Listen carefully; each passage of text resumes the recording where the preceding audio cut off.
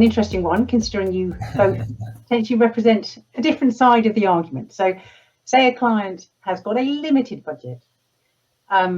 What would you both suggest that they should invest it in? Should they invest it in the soft skills side, the people training for managers and employees, for instance, or on the software?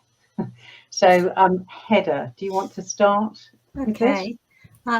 So I guess I think if you've got to choose between one or the other, I would invest in management development every time, because in the end, the managers have to have those conversations, and they have to lead them, and they have to be confident, and they have to make them work. And no amount of software is going to really change that.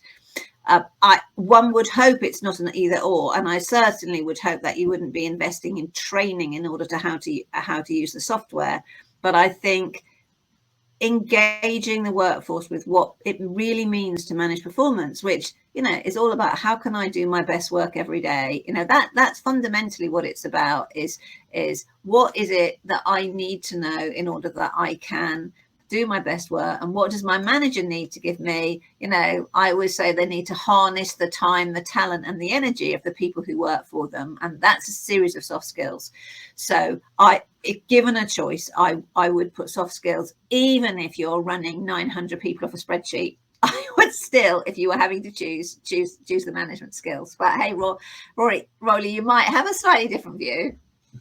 So first of all, I think there's return on investment in both. So if you've got the cash, invest in both, because you'll get a return from both, and it shouldn't be an either or question. Hopefully, I also like to think that with software we can do things like encourage certain behaviors and habits. We can prompt people to do things they might not otherwise do.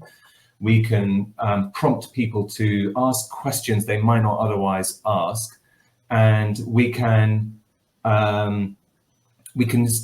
subtly shape and alter the habits of managers and employees that we think over time will lead to a culture shift. However, when we usually implement appraised, we think of it as supporting and enlarging the soft skills training that they're getting. So you go on your training course, you get the opportunity, for example, if you do it with Hedda, to do the forum theatre interactive stuff, which is really illuminating, and you get the chance to try things out that you might not get to try out in a real life scenario. And those things are fantastic. And what I would hope to do with appraised is then to be able to ensure that training lasts a really long time and is supported and reinforced through the software. In fact, funny enough, appraised actually span out of a consulting organization that did performance management training. And the aim of it was we did fantastic training, but we then wanted to have something that would stay in place after the trainers left, that would then support what was being done and kind of remind people of those messages.